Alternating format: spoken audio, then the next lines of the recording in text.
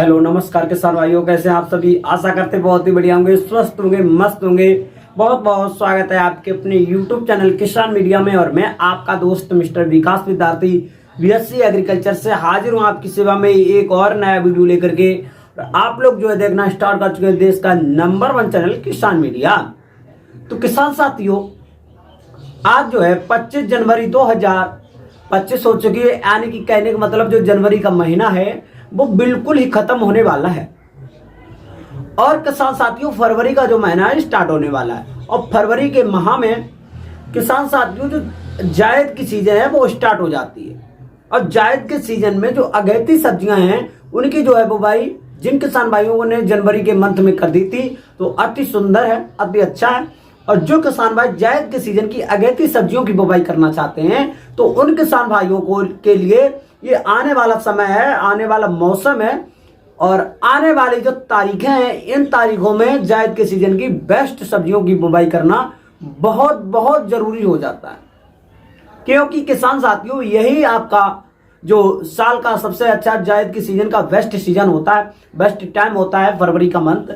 इसी मंथ में जो है अगैती सब्जियों की बुवाई बेस्ट अच्छी तरीका से आप लोग जो है कर सकते हैं। यही सब्जियां आपको मार्केट में एक अच्छा रेट आपको दे करके जाती है। अब आप लोगों के किसान भाइयों के मन में ये डाउट रहता है कि भैया हम जो ये फरवरी का मंथ है इस मंथ में हम कौन कौन सी ऐसी सब्जियां हैं जिनको लगा दें तो आने वाले समय में यही सब्जियां हमको मार्केट में एक अच्छा खासा रेट दे करके जाएं। सबसे ज्यादा कंफ्यूजन यही रहता है कि कौन से समय पर कौन सी सब्जियां हमको एक अच्छा रेट देंगी। तो किसान साथियों, आज मैं आपको सभी किसान भाइयों के कंफ्यूजन दूर करके एक ऐसी सब्जी की खेती लेकर के आए हैं। और मैं आपको बताएंगे कि जो किसान भाई इस फरवरी के मंथ में इस सब्जी की खेती लगा देंगे तो हमको आशा ही नवेल का पूर्ण विश्वास है कि आपकी जो खेती है आपको एक माला माल तो जरूर बना देगी। ज्यादा कमाई नहीं तो आपको इतनी कमाई करके जाएगी कि आप लोग कहेंगे कि हाँ अच्छी और बेस्ट सब्जी है। और इसमें खर्चा भी नहीं ज्यादा है। इसकी मार्केट में एकदम डिमांड की बात करेंगे तो वो भी बहुत ही ज्यादा है।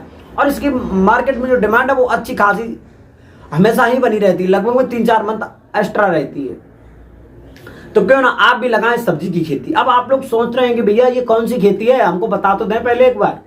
तो किसान साथियों, आज मैं आपको इस वीडियो के माध्यम से तोरिया की एक सफल और वैज्ञानिक खेती किस प्रकार से करेंगे इसके बारे में A to Z point by point देंगे आप लोगों को जानकारी। और आप लोगों को बताएंगे कि आप लोग जो है फरवरी के फर्स्ट वीक में यानी 10 फरवरी तक आसानी से तोरिया की जो है बुवाई करें। और आने वाले समय में तोरिया की खेती से 1 एकड़ खेत से मात्र बहुत ही कम दिनों में एक अच्छी खासी मोटी कमाई करें, इनकम करें।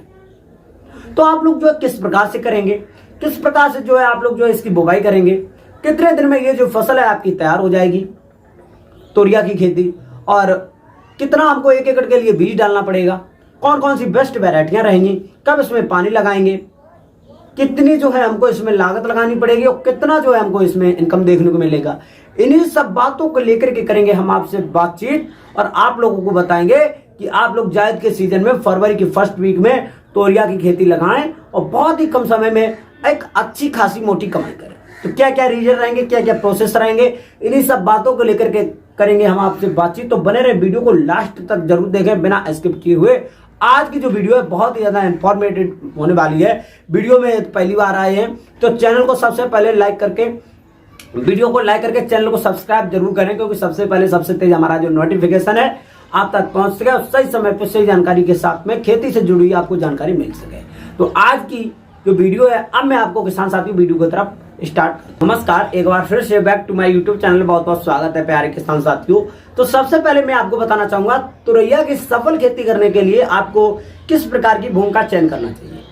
तो इसके के लिए आपको बलुई दोमट मृदा का चयन करें जिसका पीएच मान 6 से लेकर के 7.5 के आसपास में होगा तो सही है, उचित रहेगा। आप लोग जो है इस प्रकार की भूमि में इसकी जो खेती है आसानी से कर सकते हैं।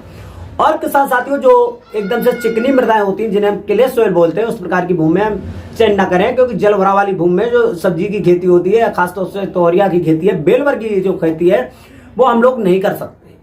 फिर उसके बाद में किसान साथियों, जो अपनी नदी के क्षेत्र की यानी तराई क्षेत्र की जिसे हम दियारा भूमि बोलते हैं उस प्रकार की भूमि में हम सफलता पूर्वक जो है बेलवर्गीय सब्जियों की खेती आसानी से कर सकते हैं।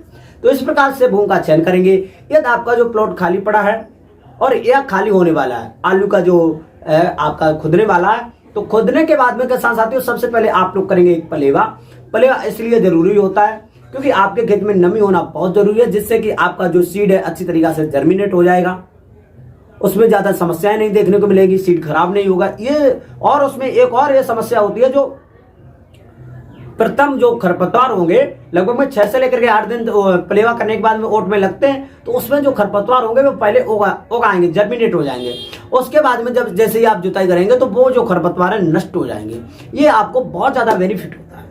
तो जो है आप लोग पहली पलेवा करने के बाद में पहला 6 से लेकर के 8 दिन के अंतराल पर जो है आप लोग उसमें पहली जुताई करा देंगे। जुताई कराने के बाद में किसान साथियों अब जो है आपको 1 एकड़ के खेत के लिए लगभग में 4 किलोग्राम का बायर कंपनी का रीजेंट अल्ट्रा डालना बहुत जरूरी है, जिससे कि जड़ गलन जैसी बीमारियां से ये छुटकारा दिलाएगा। आपका जो पौधा है अच्छी तरीके से ग्रो होगा, आपकी जो फसल लहराएगी और फ्लावर जो संख्या होगी वो अधिक मात्रा में निकलेगी। फिर उसके बाद में किसान साथियों अच्छी तरीके से आप लोग जुताई कराएंगे। जुताई करने के बाद में 1 एकड़ के खेत के लिए हम जो है कुछ खाद की बात करते हैं, तो जो जैसे आपको जो हमारी वर्मी कंपोजिट वाली खाद होती है, तो उसको लगभग में भाई 6 से लेकर के 8 कुंटल के आसपास में, और जो सड़ी हुई गोबर की खाद होगी वो आपको लगभग में 8 से लेकर के 10 टन दोनों चीजों को मिला करके अच्छी तरीके से छिड़काव करेंगे।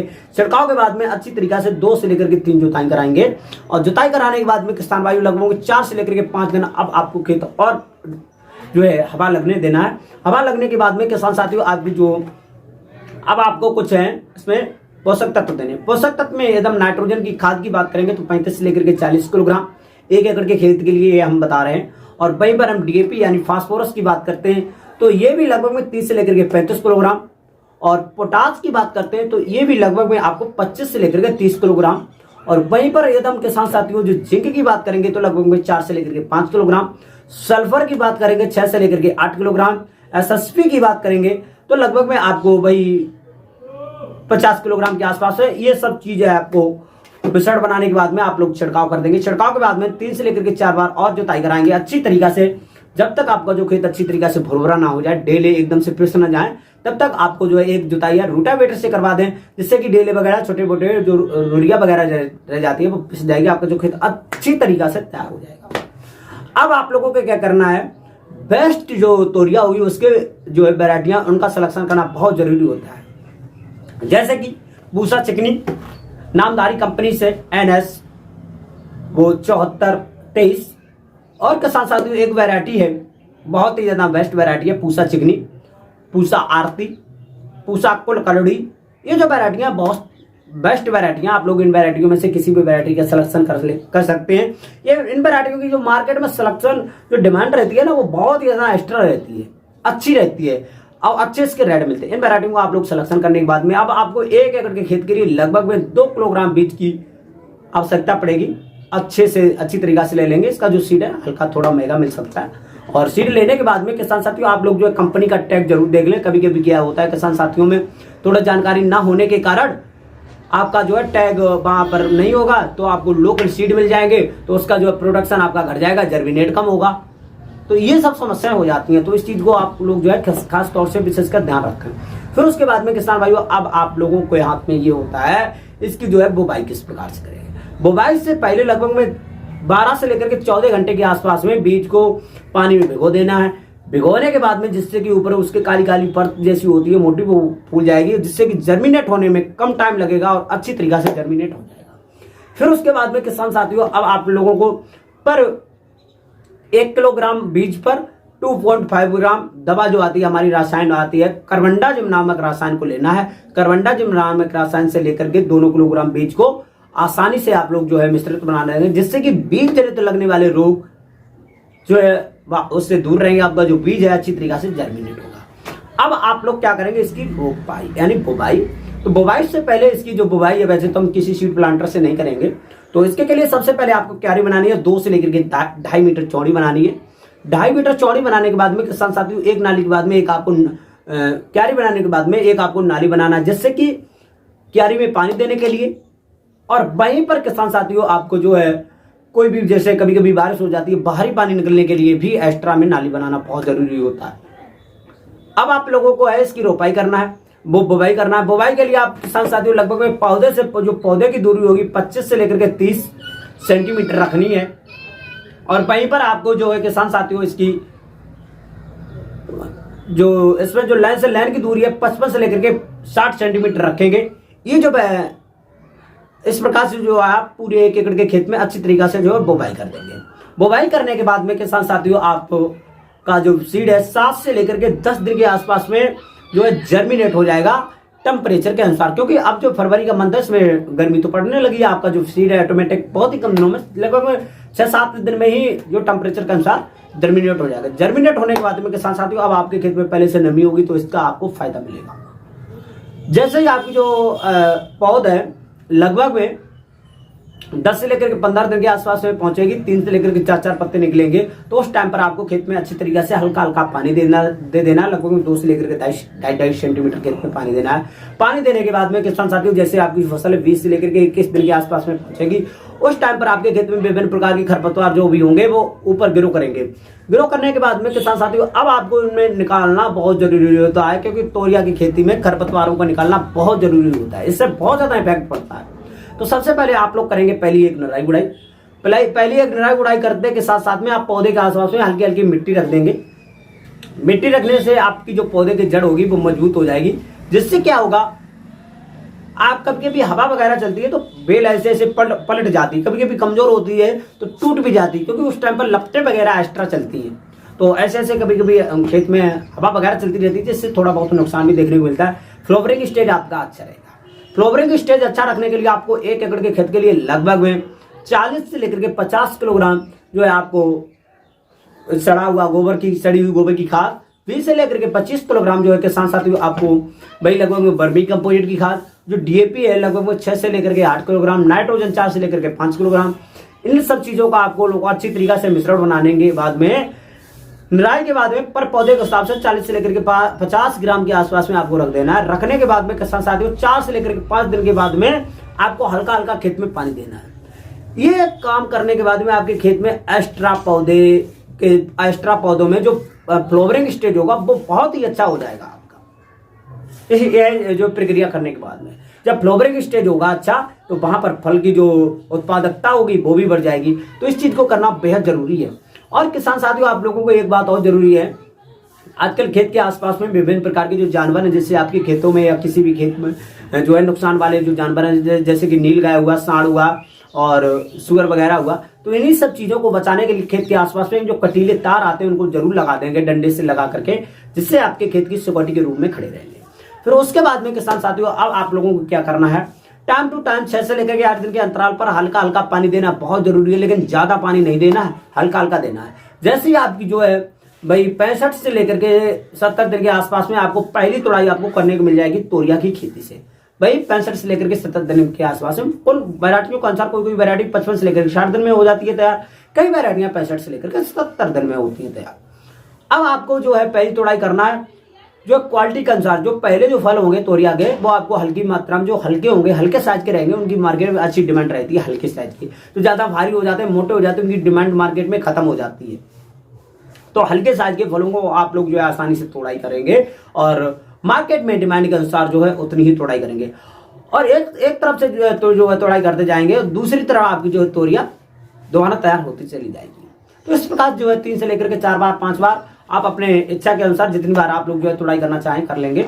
और तोरिया में जो स्पेशल रोग लगते हैं उसके के लिए मैं स्पेशल एक वीडियो बना करके आपको दूंगा, क्योंकि तोरिया में विभिन्न प्रकार के रोग भी लगते हैं। तो इस प्रकार जो है आप लोग तोरिया की खेती जो है बहुत ही आसानी तरीका से कर सकते हैं। अब 1 एकड़ के खेत में इसके जो उत्पादन जो हमारी लागत लगती है उसकी बात करते हैं, तो लगभग में किसान साथियों कुल मिलाकर विद लेबरी के 15 से लेकर के 20,000 रुपए में आपकी जो है तोरिया की फसल आसानी से तैयार हो जाएगी।